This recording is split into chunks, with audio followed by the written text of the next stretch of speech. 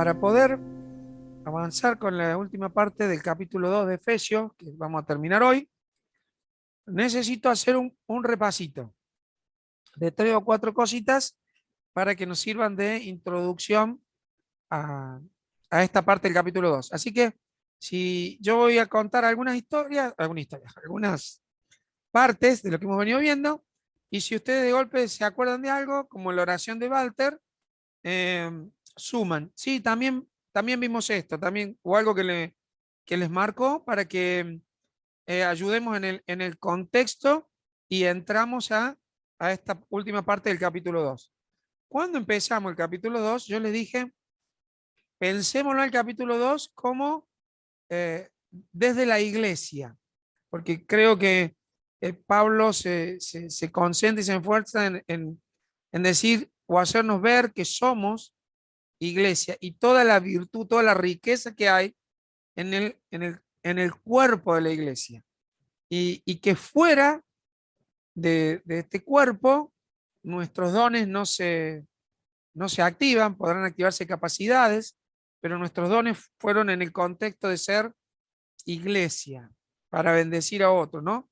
Entonces, sobre esto, el capítulo 2, el esfuerzo de Pablo de enseñarnos toda la implicancia de ser iglesia. Dijimos en la primera clase, en el contexto de Efesios, que era una ciudad muy cosmopolita, con muchos templos, con muchos dioses, con muchas religiones que se practicaban. Y también dijimos que Pablo estuvo ahí 3 años predicando, formó una iglesia, empezó por la sinagoga, después de ahí se juntaron en otro lugar con los judíos que se habían convertido, y de ahí empieza todo un trabajo con judíos convertidos y con los gentiles convertidos. Mientras estuvo Pablo, estos fueron creciendo. Cuando Pablo se va, y desde la carta a la salida de Pablo han pasado 6, 7 años, entonces ha habido empezar algunos problemas entre los judíos y sus culturas, sus costumbres, y los gentiles que no vienen con ningún tipo de esas costumbres, y de alguna manera uno está pesando sobre el otro, y Pablo escribe, y acá desarrolla específicamente cosas en el capítulo 2. Con este contexto nos vamos hacia el capítulo 2.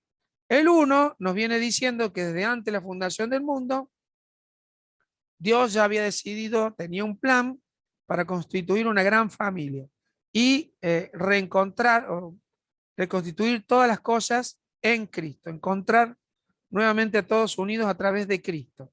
Y todo lo que va sucediendo es en Cristo, en Cristo, en Cristo. Toda la gracia, todo es en Cristo, en Cristo, en Cristo, en Cristo. Y esto es lo que hemos visto bastante detenidamente en las clases anteriores. El pastor Walter le pasó el material, ¿lo tienen disponible? Yo lo voy a compartir acá. Muy bien, excelente, me encanta, para que lo rayen el material, le escriban cosas, ahí surjan preguntas y podamos enriquecernos, desarrollar o acotar cosas, ¿sí? Yo ahora lo tengo abierto desde el Word, pero bueno, ahí lo comparto desde acá. No terminé de bajar el archivito que hizo el pastor ya en el PDF. Bueno, alguien que quiera acotar, diga, a mí de todas estas clases, las 6 clases anteriores, me pegó este tema, y quiera ponerlo como un contexto antes que empecemos. Si es así, alguien levante la manito y avance, si no, voy con velocidad. 3, 2, 1. Arrancamos entonces, ¿sí? Gladys. Pero no es para generar controversia, sino que nos quedamos en el primero, ¿no? Cuando dice que hemos recibido toda bendición en Él, entonces nos hemos conflictuado o estamos analizando cómo deben ser las oraciones, si ya recibimos todo. Aunque Él dice ahí también que debemos orar para que nos sean revelado todo lo que hemos recibido. Así que cuando estamos orando nos vamos a ir corrigiendo en la terminología. Perfecto. Esto es buenísimo lo que está diciendo, porque me pasa exactamente igual. Termino de hacer una oración y digo, ay, ¿qué dije? Señor, o me he desafiado a decirle a la gente, Dios te bendiga. No sé si está bien usado realmente. Dios ya te ha bendecido. El tema es que hemos identificado las bendiciones con cosas puntuales que nos gustan mucho. Y entonces sé cómo distorsionado el concepto. Pero a mí me ha ayudado a cambiar la forma de orar y también la forma de hablar, la forma de enseñar, la forma de predicar, la forma de decir cosas, porque está buenísimo. También cuando oramos al Padre en el nombre de Jesús. Entonces, este esquema de oración también está bueno para que no mezclemos. Nadie se va a ir al infierno por no orar esquemáticamente o por decir que Dios te bendiga o lo que fuera. Pero sí lo que me parece muy brillante y que nos desafía es decir, entender que ya somos bendecidos en Cristo, que Dios nos mira a nosotros a través de Cristo y que eso hace que toda mi humanidad, mis pecados y todo lo demás no produzcan una explosión de rayos que Dios me tire por lo malo que soy, sino que a través de Cristo estoy en Él. ¿Se acuerdan el ejemplo que dije del regalito? Creo que por acá lo tengo. ¿Se acuerdan cuando yo les mostré el regalito? Cuando estoy adentro, estoy en Cristo, y si estoy un poquito afuera, no estoy en Cristo. O estoy o no estoy dentro. Es un regalo. Está envuelto, es completo, y poder disfrutar de estar en Cristo es liberarnos de un montón de cuestiones con nuestros pecados, con nuestra naturaleza, sin tener licencia para pecar y sin tener justificativo para que en mi naturaleza me pueda pelear con medio mundo, ¿no? Lo que quiero decir es, esto somos, lo entendemos y entendemos lo que somos en Cristo, y empezamos todo un camino al Padre donde nuestras conductas van cambiando. Tropezamos, en Cristo nos ponemos de pie y seguimos caminando hacia el Padre, ¿no? Y también entender que ya hemos sido sentados en los lugares celestiales. Espiritualmente ya estamos sentados. Todavía físicamente no, pero esa victoria ya está ganada. Y poder ver la vida espiritualmente sentado en los lugares celestiales también te cambia la mirada de cómo vivís el día a día, ¿no? Y por último, mira todo lo que salió Gladys. Todos estamos en proceso. Todos estamos en proceso. Cuando ahora analicemos la iglesia, no analicemos la iglesia perfecta, sino todos nosotros, los hijos, en Cristo, justificados, santificados, perfeccionados. Pero mirándonos unos a otros, cuando no nos vemos a través de Cristo, estamos viendo lo que realmente somos, nosotros, nuestra humanidad. Y es muy fácil mirarnos así. Y por eso nos peleamos, nos enojamos, tenemos controversias, distintas opiniones. Lo importante es decir, estamos en proceso. En mi proceso necesito que la iglesia me ayude. Gladys en su proceso necesita que la iglesia la ayude. Roberto en su proceso, el pastor Walter, y así cada uno en proceso. Los nuevitos que recién llegan están empezando un proceso, los que tienen muchos años tienen un proceso lleno de costumbres aprendidas, de mañas, de cosas muy buenas. Todos estamos en proceso. Si todos lo entendemos así, ser iglesia de alguna manera se nos hace un poquito más fácil. Así que seamos parte de los procesos de todos, que todos vamos camino al Padre. ¿Sí, Walter? Me gustaría agregar nomás que en la misma carta a los Efesios, en el capítulo 3, cuando Pablo ora, un poco, no sé si responde, pero plantea lo que dice Gladys. Pablo ora y dice que oro por ellos para que les dé conforme a las riquezas de su gloria. O sea, Pablo sabe que hemos sido bendecidos con toda bendición, pero intercede por los efesios para que Dios les dé, para que Dios les haga ser capaces de comprender cuánto tienen y cuánto han recibido, y termina esa oración diciendo que aquel que es poderoso para hacer las cosas mucho más abundantemente de lo que pedimos y o entendemos según el poder que actúa en nosotros. Así que podemos pedir, pero Dios nos va a dar más, mucho más abundantemente de lo que pedimos o entendemos, porque ya hemos sido bendecidos. Claro, me encanta eso, Walter. El concepto es desde entender que ya somos bendecidos, avancemos. Y esto está increíble, es maravilloso. Pero ya somos bendecidos, ya estamos con toda bendición espiritual en los lugares celestiales. Eso es maravilloso. Pablito, adelante. No, hola a todos. Me parece que esto que recién mencionó el pastor Walter, me gustaría que lo linkeemos con la prédica del domingo y en especial con el hijo mayor, de la historia del hijo pródigo. Es decir, el tema nuestro cuando decimos Dios te bendiga, va a decir, ¿qué era lo que queríamos decir? Cuando en realidad si ya somos bendecidos, bueno, ahí será un proceso de maduración que tenemos que tener todos, de decir, en realidad, ¿cómo activo esa bendición o cómo me doy cuenta que ya estoy en la casa del Padre? Y que ya todas las bendiciones mías están, cosa de que cuando me suceda, vea que suceda algo a otro, diga, qué injusto, mira cómo el Señor bendice a esa persona y a mí no, entonces va a venir esa retórica, la del Padre amoroso que le dice, a ver, todas mis riquezas han sido tuyas siempre, ¿qué hiciste vos para no activarla, no?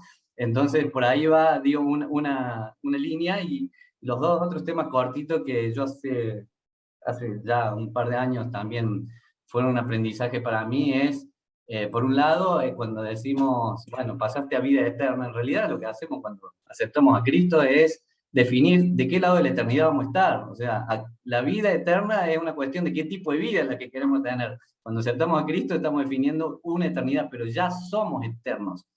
El ser humano, con y sin Dios, es eterno, tiene un destino eterno. La cuestión es qué eternidad querés pasar, y esa es la posibilidad a través de Cristo de ir a una eternidad con el Padre. Y por último, que sí me pareció muy interesante, porque también es otro tema que observo y vengo trabajando también en mi vida, es el tema cuando oramos. Por ahí hay oraciones que si un inconverso la escucha, no entiende a quién le estamos orando. Empezamos con el Padre, vamos con el Hijo, vayamos al Espíritu Santo, volvemos con el Hijo, volvemos con el Padre. ¿A quién le estamos dirigiendo? Entonces, pero habla de todo un aprendizaje de todos. Primeramente yo digo, de estructurar, o sea, no ser estructurados, ser naturales, pero sí empezar a orar un poquito más claro, es decir, nos dirigimos al Padre.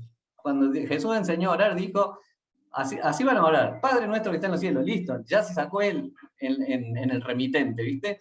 Entonces me parece que son buenas eso, y son enseñanzas que incluso está buena para la escuela bíblica, ya de chicos empezar a entender que nuestra oración va dirigida al Padre, pero quien nos autoriza y nos da ese acceso al Padre es Cristo, y en el nombre de Él cerramos la oración. Es Él el que nos valida a orar delante del Padre. Me parecía bueno, quería hacer esos tres puntos. Nosotros lo enseñamos muchísimo en la escuela bíblica, y te asombrarías cuando uno empieza a observar la mezcla de los roles y funciones de la Trinidad, cómo las personas las tienen mezcladas. Si vienen los niños, yo siempre lo enseño y lo voy no corrigiendo, sino voy diciendo quién hizo esto, Sí, quién hizo totalmente. cómo se presenta. Pero también tiene que ver con lo que decía la prédica del domingo, de conocer al Padre. Buenísimo. Me parece hermosísimo tomar nota, quizás después de Efesios poder hablar de la Trinidad, ¿no? Me parece que está muy valeroso, como un punto para aprender un poquito más. Y también Miguel el otro día me preguntó sobre diferencia entre alma y espíritu. Me parece que también está muy bueno enseñarlo y que podamos también avanzar, también como la Trinidad. Me parece que son temas bonitos para enseñar. Bueno, vamos a avanzar con la clase. Efesios. José, Sí, Walter. una sola cosa. Es muy, muy lindo en el capítulo 2 ver los peros de Dios. Siempre decimos nosotros, este siempre tiene algún pero en Efesios 2 hay dos peros que son fantásticos. Vos vas a hablar de eso hoy, así que me callo. Excelente. Muy bien, vamos con estos peros. Dice, gracias gloria a Dios por esos peros. Clase 7, la reconciliación por medio de la cruz. Dios escogió a un caldeo, esta es una introducción, llamado Abraham, para formar un pueblo especial con él. Hizo un pacto con Abraham, le cambió el nombre a Abraham. Abraham fue reconocido como el padre de la fe y hubo una promesa sobre él en que en él iban a ser benditas todas las naciones de la tierra. Hubo una promesa de que iba a tener un hijo, que su descendencia no iba a poder ser contada como las estrellas o como la arena del mar. O sea, hubo una promesa con él, más allá de todo lo que la historia, los milagros y todo lo demás. Solo quiero decir que en su nieto, Jacob, se funda, por decir así, el pueblo de Israel, ¿no? El pueblo escogido por Dios. Allí están las 12 tribus, son los 12 hijos de varones de Jacob, de Israel, y había una señal que era la circuncisión, que había sido establecida cuando Dios hizo ese pacto con Abraham, de circuncidar a todo varón, ¿sí? Entonces, bueno, precariamente en aquellos tiempos, hoy supongo que lo hacen ya quirúrgicamente y con mucha sanidad y mucha limpieza de por medio, pero en aquellos tiempos era todo un tema o una situación ahí, la circuncisión, que se siguió llevando adelante como señal de aquel pacto de pueblo escogido durante todos los tiempos, hasta el momento del Nuevo Testamento. De hecho, el pueblo judío hoy sigue con la circuncisión de los niños como una señal de aquel pacto. Lo importante es que recordemos, para entrar en el capítulo 2 de Efesios, que había esta señal de este pacto, que era la circuncisión de todo varón a los 8 días de nacido, ¿sí? La historia del pueblo de Israel sigue después de que se formó, creció como pueblo, se establecen en Egipto, hay un periodo de esclavitud, aparece Moisés como líder que los va a rescatar, los va a sacar de ahí y van a irse hacia el desierto, van a ir rumbo a la tierra prometida, pero ahí van a estar dando 40 vueltas, 40 años. Allí Dios establece los 10 mandamientos y una serie de normas que se van formando y se van a conducir como pueblo. Después de estos 40 años, muere Moisés, aparece Josué como líder, cruzan el Jordán, vuelven a circuncidarse todos porque habían pasado mucho tiempo, se santifican, dice la Biblia, tienen todos un tiempo de sacrificio, de pacto, de todo esto, la circuncisión también está en ese tiempo, y empiezan a conquistar la tierra prometida. Se establecen las distintas tribus, los distintos pueblos van conquistando, y a partir de allí se van estableciendo como nación. Después hay todo un tiempo de profetas que anuncian que va a llegar un Mesías. Jesús nace en un pesebre, viaja de la región de Galilea hasta Belén, crece, se escapa a Egipto, conocen la historia, ¿verdad? Después se vuelve a establecer en Galilea, allí forma a los discípulos, y después empiezan a viajar a Jerusalén, allí muere en la cruz y resucita al tercer día. Este es como un pantallazo así de todo lo que fue el pueblo de Israel hasta la cruz de Jesús. Y ahora sí leemos Efesios 2, versículo 11, ¿sí? O me siguen a mí o lo leen en su Biblia, porque si tienen la Biblia abierta está bueno por ahí marcar algunas cositas que vale la pena resaltarlos, que a usted le llame la atención, en especial esos pero. Por tanto, acordaos de que en otro tiempo vosotros, los gentiles en cuanto a la carne, eran llamados incircuncisión por la llamada circuncisión hecha con mano en la carne. En aquel tiempo estabais sin Cristo, alejados de la ciudadanía de Israel y ajenos a los pactos de la promesa, sin esperanza y sin Dios en el mundo. Pablo, cuando escribe esta carta, se encuentra con este problema entre judíos convertidos y entre los gentiles que se habían convertido, donde estaban los judíos queriendo que todos los gentiles también se circuncidaran. Entonces, se crea toda una problemática. Algunos accedieron y otros no querían saber nada. y Pablo está enseñando sobre esto. Pero la enseñanza de Pablo, otra vez lo digo, no solo está intentando decir o resolver el problema de la circuncisión, está intentando que todos entiendan que son una iglesia. ¿Sí? Entonces, para los israelitas decir gentiles era decir todo lo que no era judío, todo el resto, todo lo que no era pueblo escogido, eran gentiles, todo el resto del mundo, ¿no?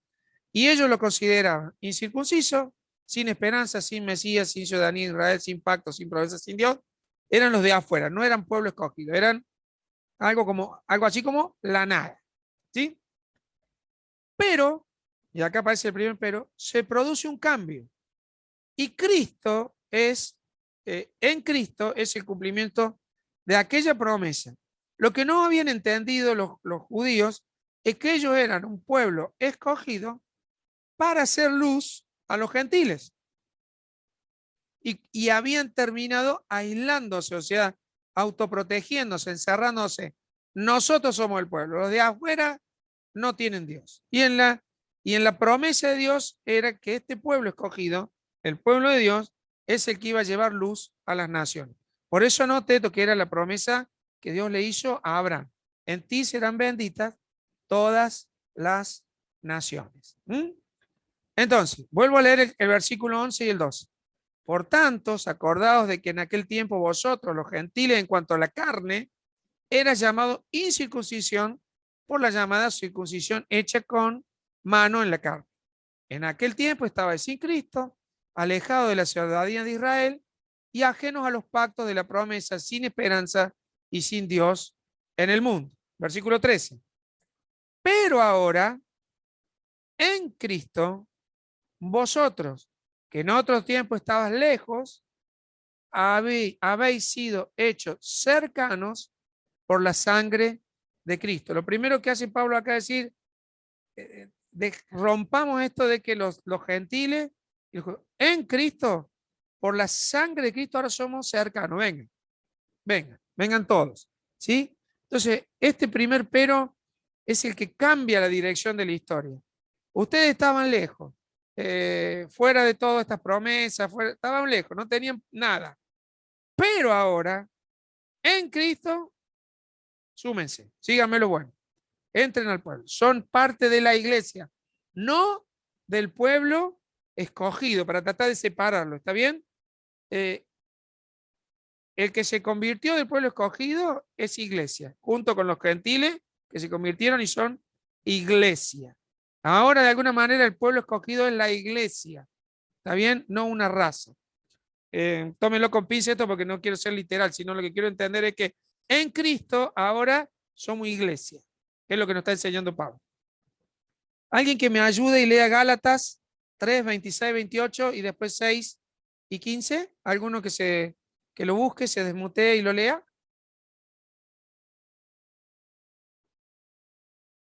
Gálatas 3, 26, 28 y 6, 15.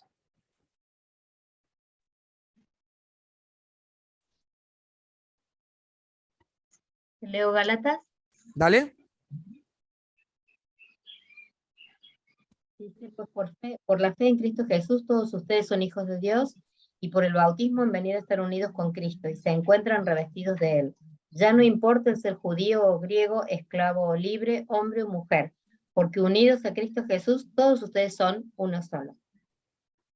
Contundente, ¿verdad? El 6.15, ¿lo puedes leer de Gálatas, Gladys? Gálatas 6.15. De nada vale estar o no estar circuncidados, lo que sí vale es el haber sido creados de nuevo. El nuevo nacimiento, estar en Cristo. ¿Está? Entonces, esto es muy fuerte lo que está la enseñanza de Pablo. Está volviendo a integrar la iglesia y le está enseñando de lo que significa ser iglesia. Bueno, ahí lo vemos en Cristo. Un solo cuerpo en Cristo es lo mismo que ser iglesia. El problema era que los judíos convertidos se sentían superiores a los gentiles convertidos y querían imponer sus costumbres. La unidad de la iglesia es el fundamento, o sea, es la doctrina, es lo que enseñaban los apóstoles y los profetas. Y esto que escribí ahí es muy importante. Unidad es casi diríamos un sinónimo de iglesia. No existe iglesia sin unidad. Leyendo el libro de Imitiana, cuando termina de explicar los versículos y todo lo demás, hace una especie de análisis preciosísimo, donde él dice, todas estas divisiones que hay en la iglesia, tenemos que tomar conciencia que no vienen de parte de Dios. En la antigüedad había una iglesia por pueblo, por localidad, por lugar. No había 2, 3, 4 iglesias en un mismo lugar. Era la iglesia en Éfeso, la iglesia en Corinto. No a las iglesias en Éfeso, ¿sí? Entonces, evidentemente, todo esto de las denominaciones, todo esto de las cantidad de iglesia, que de alguna manera lo justificamos, como si, bueno, estamos abriendo iglesia, han sido productos de divisiones, de culturas, de historias, de peleas de nuestra humanidad, y no son producto de que ha sido el plan de Dios bendecir o establecer miles de iglesias. Siempre la mirada del Señor es en Cristo una iglesia, ¿no? Y no nos salgamos de ahí porque todo lo otro que hagamos simplemente es humanidad pura. Y es lo que Pablo está tratando de hacer. Una iglesia implica unidad. En un montón de procesos, los que hablamos antes, todos estamos en proceso, pero la iglesia es un solo cuerpo. ¿Avanzamos? Versículo 14. Porque Él es nuestra... Perdón. Todavía mi garganta está media complicada. Pero Él es nuestra paz. ¿Usted es de lo que marca en la Biblia como yo? Agarre y marque paz. Me parece que es fundamental ahí. Paz, la palabra paz. Márquela. Yo lo voy a marcar en esta Biblia que no lo tengo marcado. Porque Él es nuestra paz. Y esa paz se refiere al Shalom. Ya lo vamos a ver un poquito más. Que de ambos pueblos hizo uno. Entonces, unidad, iglesia, paz, Shalom. Casi que todo esto termina siendo sinónimos, ¿sí? Derribando la pared intermedia de separación, aboliendo en su carne las enemistades, la ley de los mandamientos expresados en ordenanza, para crear en sí mismo de los dos un solo y nuevo hombre, haciendo la paz. Vuelvo a marcar ahí, paz.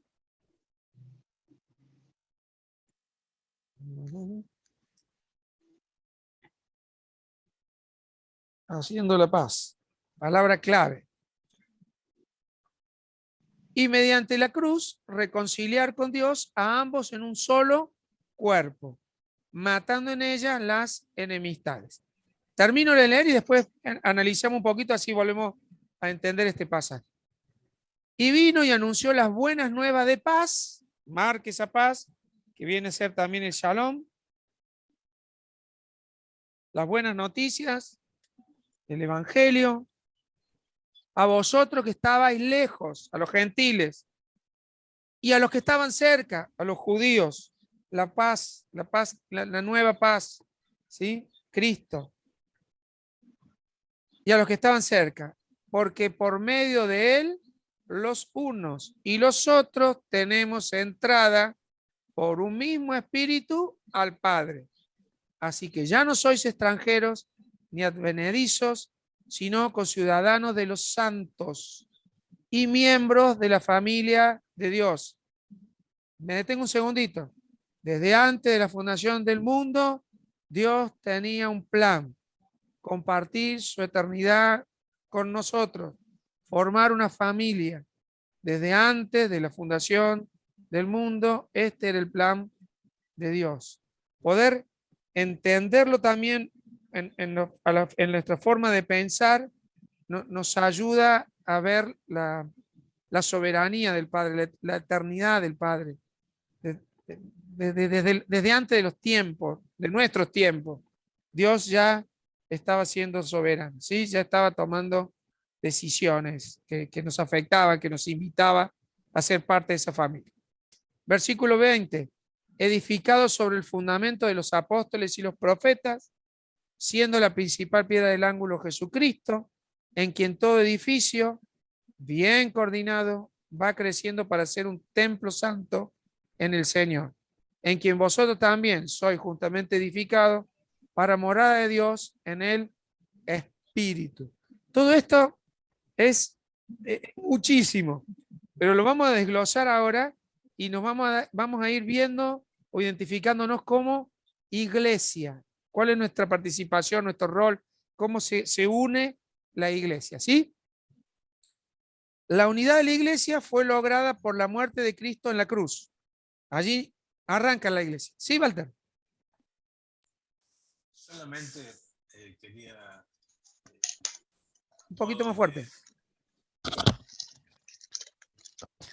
Solamente quería dejarles para que lo vean, porque el tema ahora es la unidad de la iglesia, pero cuando uno hace el estudio de la palabra, a veces hay que poner el foco en una palabrita que puede ser insignificante o muy significante, como el pero.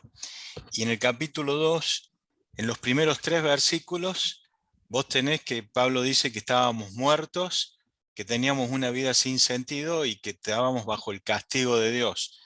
Y en el 4 dice, pero Dios, y después habla de que hemos sido salvados, que tenemos vida y que tenemos propósito.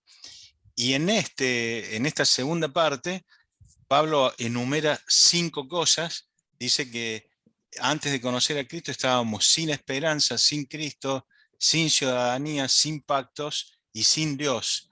5 cosas que dice, pero ahora en Cristo, y en ese último párrafo que vos has leído y considerado, las 5 cosas que no teníamos antes ahora son nuestras en Cristo. Estoy marcando en mi Biblia estos peros. Me parece que es importante marcarlos porque es lo que cambia el curso de lo que venía sucediendo. Me parece que son palabras claras. Gracias, Walter. Excelente. Muy bien. La unidad de la iglesia es lo que nos va a ayudar a entender todos estos últimos versículos del 14 al 22. Lo vamos a ir desglosando así. Ahora, en Cristo, a partir de este pero, en Cristo, la iglesia es un solo pueblo. Y acá hay 2 señales preciosísimas. Una es el velo que me separaba de Dios. ¿Se acuerdan? ¿Ustedes se acuerdan del lugar santo y el lugar santísimo? Creo que después lo defino un poquito más adelante, pero lo podemos avanzar ahora, porque también tiene que ver con un solo sacerdocio. En el desierto fue creado, o fue Moisés arma con la instrucción de Dios el tabernáculo, donde se iban a ofrecer sacrificios. ¿Está bien? Después Salomón construye el templo y los sacrificios ya no se hacen en el tabernáculo, pasan a hacerse en el templo. En el templo había 2 lugares específicos donde únicamente podían acceder los sacerdotes. Al lugar santo, que era ahí donde iban ofreciendo sacrificios. Y el sumo sacerdote, recontra súper santificado, y con una soga por si no había santificado del todo, que lo sacaban muerto, una vez al año entraba al lugar santísimo. Eso estaba separado por un velo, una gran cortina, digamos así, ¿sí? Bueno, ese velo en Cristo se rompe. No me acuerdo ahora bien el pasaje, pero cuando Cristo muere, dice, y el velo del templo se rompió. ¿Está bien? No me acuerdo la cita. El velo ese significaba que nos separaba de lo que era la presencia de Dios. Ahora en Cristo se rompió, no hay más velo. El camino al Padre ya está abierto, que es Cristo, ¿sí? Y lo otro que se rompió era esa pared intermedia que había en la sinagoga, que no le permitía a ningún gentil pasar más allá de esa pared. Esa pared solo podía ser, traspasarla si era judío. Si no, vos te permitían entrar al templo, pero no tenías permiso pasar de esa pared. Ahora, en Cristo, un solo pueblo, la iglesia es un solo pueblo, ya no hay velo que me separe de Dios, ni pared intermedia que separe judíos de gentiles. Ambos fueron separados, fueron destruidos. Y pongo énfasis en este detalle. La palabra separación implica enemistad, ¿sí? El velo que me separaba de Dios era enemistad con Dios, no tengo acceso a Dios. Y la pared que separaba planteaba una enemistad entre judíos y gentiles. En Cristo, la separación desaparece y lo que hace es unir todas las cosas en Cristo. ¿Está? Pablo nos está explicando en forma práctica acá todo lo que significa lo que Cristo ha unido. Entonces, la iglesia, volvemos a ver, porque Él es nuestra paz y de ambos pueblos hizo uno. La iglesia es un solo pueblo. La iglesia también es un solo y nuevo hombre. En Cristo crucificado hemos muerto a nuestro pecado y a la ley. Y esto es importante también que lo veamos, porque acá se genera mucha doctrina sobre esto y no es el objetivo ahora, pero simplemente decir, todo lo que Cristo cumplió en la ley ya está cumplido y no necesitamos cumplirlo nosotros. Pero sí es cierto que hay muchas ordenanzas del Antiguo Testamento que siguen vigentes. O sea, el mandamiento de no robar o de no matar, por decir algo, están plenamente vigentes porque no es que ya está, Jesús abolió la ley y ahora no hace falta cumplirla. Eso sigue vigente. Lo que tenemos que entender es que en Cristo se cumplió la ley, se cumplieron las profecías, las promesas, y ahora hay promesa de un nuevo pacto en mi sangre, en Cristo. Y es lo que tenemos que vivir, ¿sí? Se abolió las enemistades y las ordenanzas de la ley, estas ordenanzas que eran las características o lo que regía al pueblo judío específicamente, y a partir o en la resurrección de Cristo, un nuevo hombre, un nuevo nacimiento. Y acá es donde podemos redondear esto de, en la iglesia somos no podemos separar un nuevo hombre, un solo hombre, uno nuevo, ¿sí? Está en la iglesia, estamos todos en proceso y es un montón de procesos del nuevo hombre, los que hemos nacido de nuevo. Siempre cuando mandamos algún macanazo, es muy común, y yo también lo digo, y bueno, me ganó el viejo hombre. En la iglesia no está el viejo hombre, en la iglesia está el nuevo hombre en proceso de formarse al carácter de Cristo. Y está buenísimo que aparezca esto que le llamamos el viejo hombre, porque es lo que hay que ir crucificando en el proceso, día a día, día a día.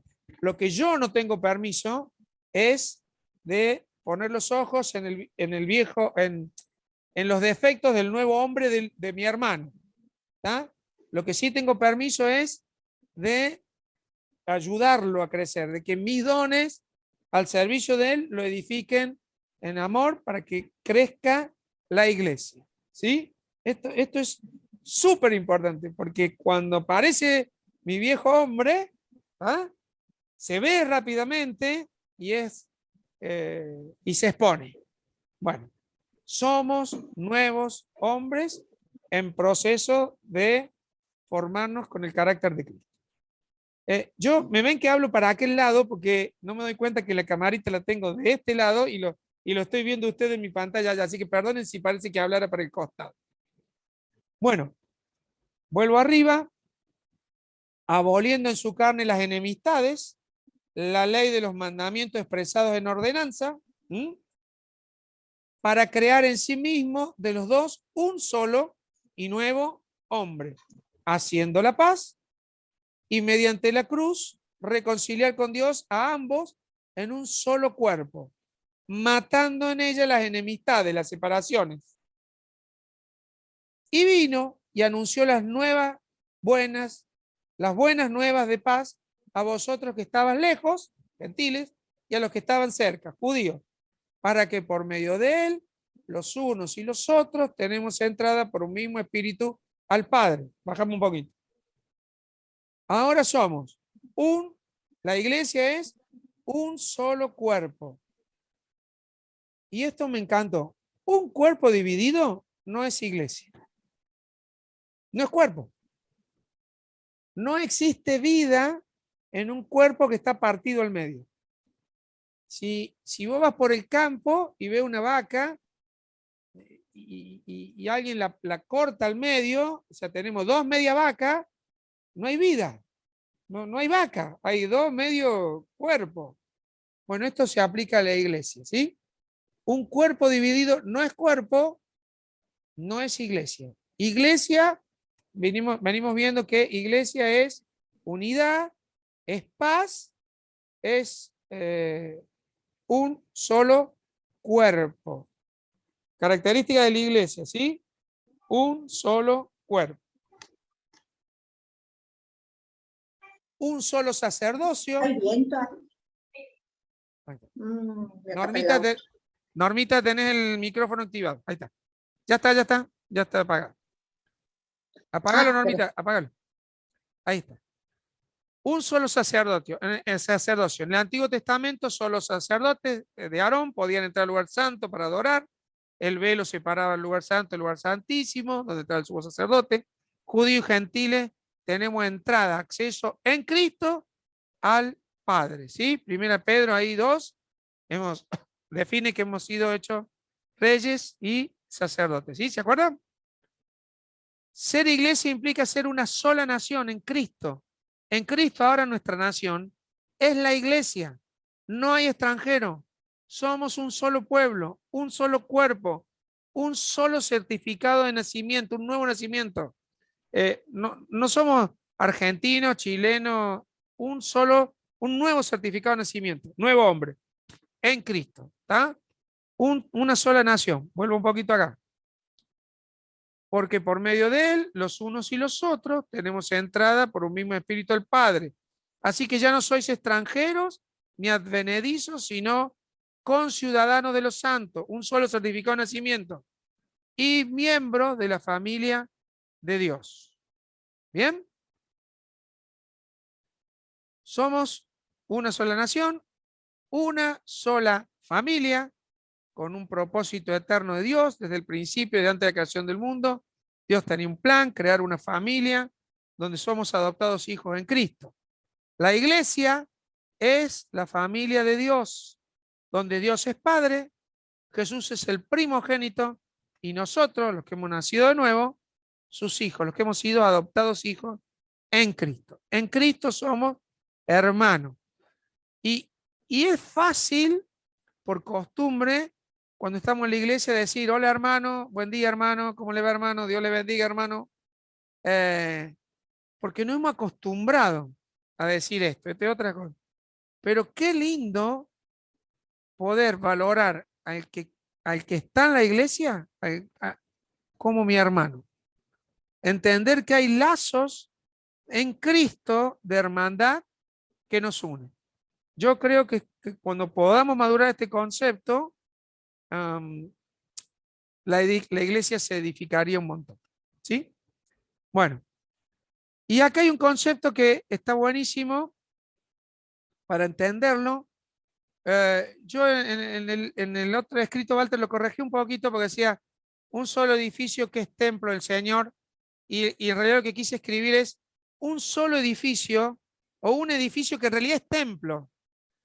Y lo que quiero separar acá es el edificio construido con ladrillos, que le llamamos iglesia, y eso no es la iglesia. También nos hemos acostumbrado a decir, vamos a la iglesia. En realidad lo que estamos yendo es a un edificio donde se reúne la iglesia, donde se reúnen todos los templitos del Espíritu Santo, que somos nosotros, en un lugar que le llamamos edificio. Bueno, ese ese concepto de edificio o el templo o la iglesia como lugar físico es otro concepto que también debemos romper. Pablo nos enseña de el templo somos cada uno de nosotros. Y fíjense qué interesante cuando vemos estos conceptos. Juan 2, 19 al 21, Jesús le dijo que si se destruía el templo, porque estaban viendo lo precioso del templo, dijo que él lo iba a reedificar en 3 días. Pero no se refería al templo de piedras y de oro, se refería al templo espiritual, ¿sí? En Hechos, también en el capítulo 17, dice que Dios no habita en templo hecho por manos humanas. Y esto es un problema en este pasaje, porque es un desafío. Yo he ido toda mi vida a Peredo, pero a Nueva Vida, pero en algún momento de mi adolescencia, como nos íbamos a Vialemase de vacaciones y me pasaba ahí todo el verano, también iba a la iglesia bautista que estaba allá, ¿no? Y tanto ahí como en Nueva Vida, siempre hubo todo un respeto ceremonial, que no digo que no tenga que existir, pero sí una sobrevaloración de la casa de Dios como y tenemos que tener cuidado con eso de alguna manera, ¿no? No digo que no tenga que haber orden en la iglesia, no, eso está todo bien. No tengo que tenga que haber respeto, eso está todo bien. Pero de alguna manera corramos un poquito de que la casa de Dios es no vive ahí, en templo construido en mano de obra, hecho por manos humanas. No está ahí. Es la forma en que preparamos para llegar todos los templitos donde nos reunimos en un edificio, ¿sí? Somos templo de Dios, el verdadero templo donde habita Dios, y los templos se reúnen en edificio. Subo un poquito para cerrar ya con esto. 20. Edificados sobre el fundamento de los apóstoles, siendo la principal piedra del ángulo Jesucristo, en quien todo el edificio bien coordinado, o sea, el edificio bien coordinado va creciendo. La pared de piedra no puede crecer. Esto es lo que recién decía yo. El edificio es templo, soy yo, somos nosotros, es la iglesia, ¿sí? Porque está hablando de edificarnos, de coordinarnos, de crecer. Va creciendo para ser un templo santo en el Señor, en quien vosotros también sois juntamente edificados para morada de Dios en el Espíritu. Miren esto, qué bonito. El fundamento de los apóstoles y profetas, estamos hablando de cómo se construye el templo de Dios. El fundamento de los apóstoles y los profetas, la doctrina, el fundamento que ellos establecieron, cómo formaron la iglesia. La piedra principal del ángulo, Jesucristo. Bien coordinado, dirigido en unidad, crece. Y esto es una acción permanente y continua de los templitos, de nosotros, de los nuevos nacidos, los nuevos hombres. En el templo santo del Señor, vosotros también sois justamente edificados, y acá viene algo precioso para también subrayar. Todos nosotros somos edificados para morada de Dios en el Espíritu. El pecado que está en nuestra vida contrista al Espíritu Santo, lo mengua, somos edificados, crecemos, nos perfeccionamos para morada del Espíritu Santo. Y cuando todos juntos nos reunimos, nos fortalecemos uno a otro. El Espíritu Santo nos ministra unos a otros. Nos vamos complementando. Nosotros somos templo para que more el Señor. Dios mora en nosotros por su Espíritu Santo. Jesús nos hace santos. Jesús nos hace templos dignos. Y fíjense lo que escribí acá porque me parece importantísimo. El fin no es que yo sea un templo, o sea, que yo sea la residencia perfecta. El fin es que el Señor more en mí, que soy templo. O sea, mi objetivo de vida no es que yo lucho toda la vida porque yo soy el mejor templo, el templo más bonito. Lo que yo necesito es mostrar a Cristo en mí. que la presencia de Dios more en mí, porque eso es lo que bendice al resto de la iglesia. ¿Se entiende el concepto? Que es como cierra Efesios 2, en quien vosotros también sois justamente edificados para la morada de Dios en el Espíritu. El Señor mora en mí a través de su Espíritu Santo. ¿Sí? Completo y termino con esto. Segunda Pedro 2:5 dice que son, primera de Pedro, ¿no? Que somos vosotros también como piedras vivas, sed edificados como casa espiritual y sacerdocio santo para ofrecer sacrificios espirituales aceptables a Dios por medio de Jesucristo. Miren, déjenme compartir pizarra. A ver si me sale. Yo tengo que dibujar ahora, si les pido perdón desde ya.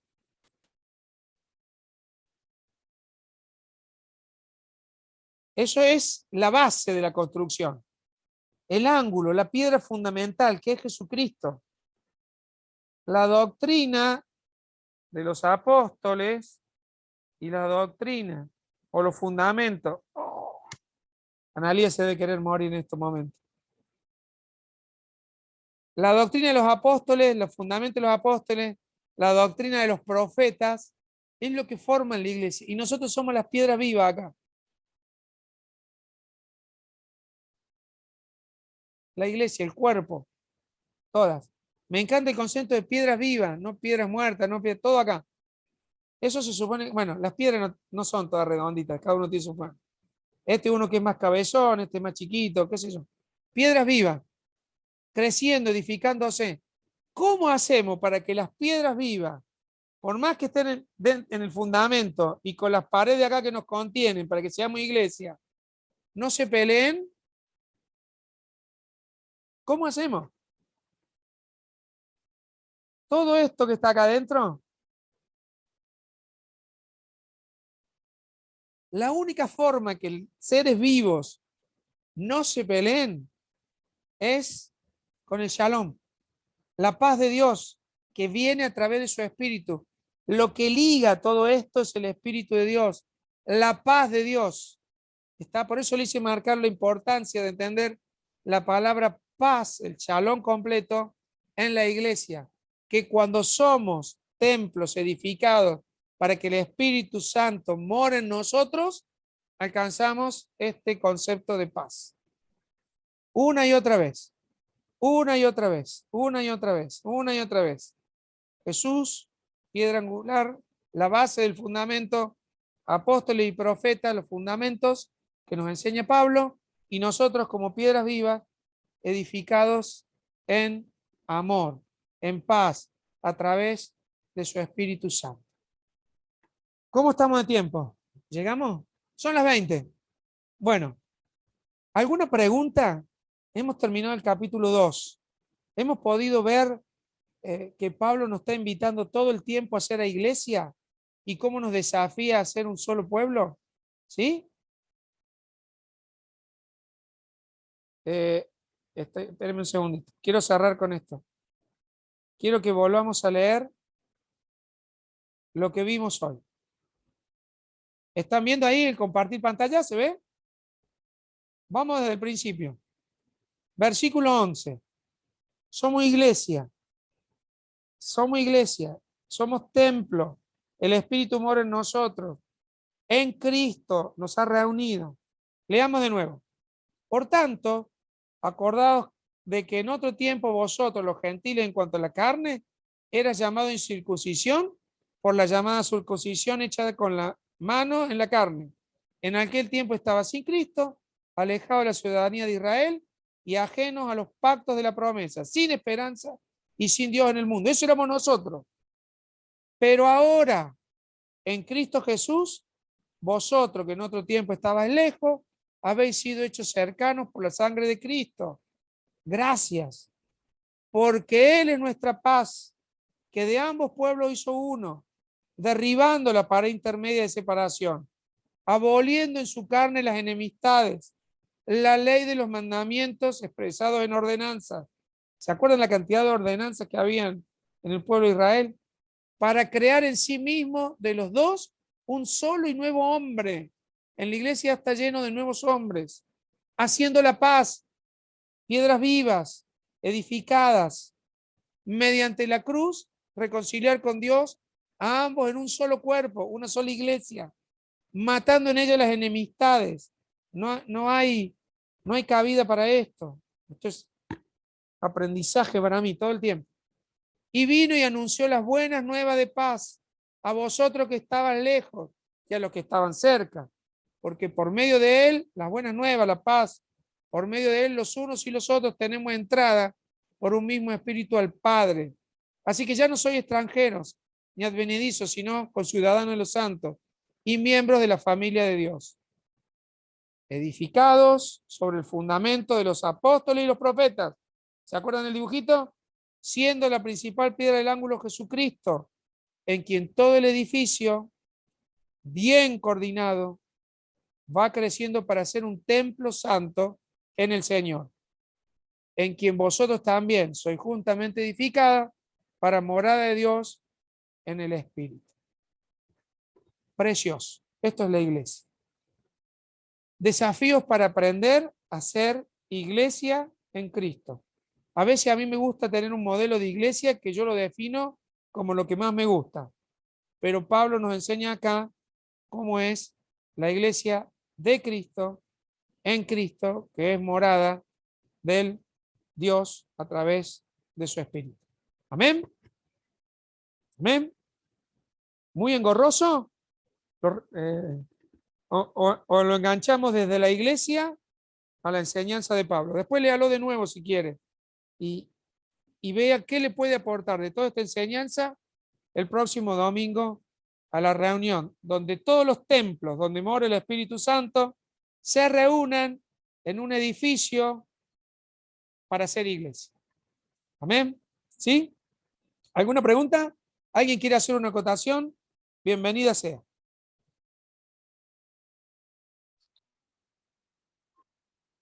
¿Estamos?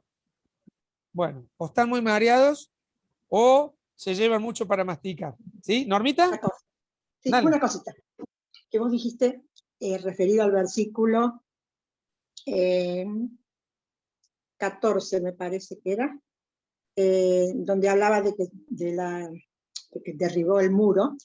Sí. Vos dijiste que era, bueno, que se podía referir a ese muro, a esa pared, digamos, que separaba el atrio de la parte interna y es la que excluía a los gentiles, ¿no es cierto?, de entrar. Bueno, acá el comentario me gustó, dice que se puede referir a eso y también a la ley, que era como un muro que rodeaba a los israelitas y los separaba, los hacía distintos a las demás naciones. Entonces el Señor, al ser Él el fin de la ley, que Cristo, bueno, derriba todo eso.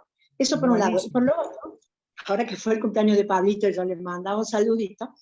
Es verdad, yo decía, que el Señor te bendiga. Bueno, ya estás bendecido y todo, y pensaba que le ponía. Pero mirando el final de todas las cartas de Pablo, él sabe que la gracia está derramada en la iglesia, sin embargo él pone, la gracia sea derramada. O en una de las de Timoteo pone, el Señor esté contigo y derrame la gracia. O sea, a veces uno lo pone, aunque sepa, ¿no es cierto?, que está. Si no tenemos que decir, el Señor te ha bendecido. Bueno, que también es otra forma, pero creo que nos nace eso de desearle la bendición, aunque sabemos que ya la tiene. Yo creo que la gran enseñanza, Norma, es que todos los que estamos aquí, que tenemos muchos años de iglesia o menos de iglesia, podamos entender que somos bendecidos y que compartimos esa bendición, y además el pequeño detalle ahí es no confundir añadiduras de Dios, situaciones lindas en Dios, con las bendiciones de Dios.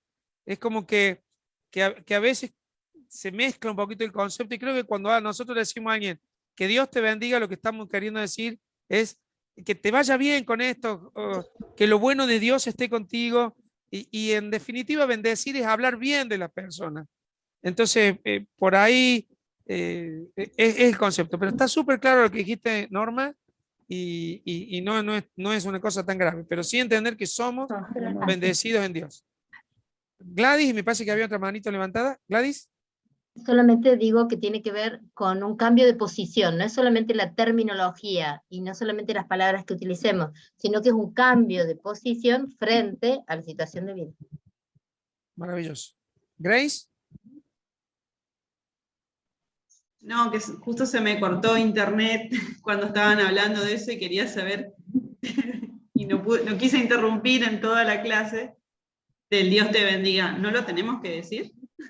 No es que no tengo que decir, pero sí tenemos que entender que ya somos bendecidos con toda bendición espiritual. Entonces, cuando vos le decís a alguien que Dios te bendiga, es como que le está diciendo, vos todavía no estás bendecido con toda bendición espiritual. Nos hemos acostumbrado a decir así, como un saludo, como algo, como un buen deseo. Sí. Porque a veces comparamos eso con que te vaya bien, que ande todo bien, ¿no? Pablo. No creo que para cerrar esta idea, tal vez la imagen más gráfica de lo que tratamos de transmitir con el Dios te bendiga, habría que buscarle en términos de comunicación cuáles serían los términos más amenos para un siglo XXI, pero es ni más ni menos lo que dijo Eliseo a su siervo frente al ejército sirio. Señor, ábrele los ojos y que vea la bendición que tiene. Hay un ejército mayor que nos cuida. O sea, por ahí va el tema de Dios te bendiga, capaz que debería ser eso. Que el Señor nos abra los ojos para ser conscientes todos los días, frente a cualquier presidente, ministro de Economía o situación mundial, de cuáles son las bendiciones en las que estamos caminando. Y después, sí, la sabiduría de ser conscientes, cosa que no lo fue el hijo mayor de la historia del Padre Bondadoso, de que estamos en esa bendición. Me parece por ahí va la idea del Dios te bendiga, es ser consciente de que las bendiciones ahí están, de que hay un ejército de ángeles y una infraestructura espiritual enorme a nuestro servicio y cuidándonos. Después de eso, lo único que podríamos o deberíamos tener es paz. Básicamente, paz, no insensibilidad, pero sí una paz terrible. Es decir, si mi situación se le escapa de la mano de Dios, listo, estamos al horno, porque lo mío debe ser menor con respecto a otras situaciones. Entonces nos rodearía la paz de toda la mañana levantarnos y decir, gracias Señor, estoy en tus manos, hay un ejército rodeándome y estoy caminando y estoy en tus bendiciones. No se puede pedir más nada. ¿Sí? El hermano mayor que tenía todas las bendiciones y nunca las valoró, nunca se dio cuenta de todo lo que tenía. Me encantó esa imagen, me encantó. Muy bien. Que Dios los ilumine a todos y se den cuenta cuán bendecidos somos y lo disfruten y la paz, ese shalom hermoso, esté prosperando vuestras vidas. Saludo medio largo para terminar, pero resume un poco toda la idea, ¿sí?